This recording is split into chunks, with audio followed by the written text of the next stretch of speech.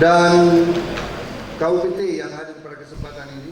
Menteri Hukum dan HAM Republik Indonesia, Yasona Lauli, memberikan pembekalan kepada 611 CPNS kantor wilayah Kemenkumham Sumsel dan Babel di Geria Agung, Palembang. Dalam paparannya, Menkumham meminta kepada CPNS untuk menjadi pegawai yang membanggakan. Salah satunya, CPNS tersebut harus bebas pungli dan narkoba. Jika di antara para CPNS kedapatan dan terbukti menyalahi kedisiplinan, maka akan dijatuhi sanksi terberat dan para pimpinan dapat segera menghubunginya.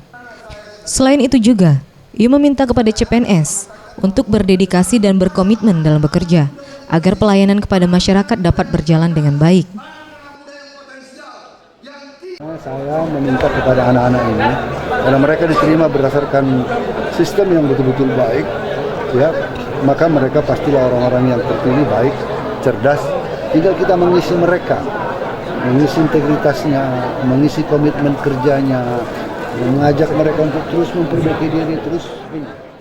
Di tahun 2018, sebanyak 42% atau 17.426 orang CPNS diterima.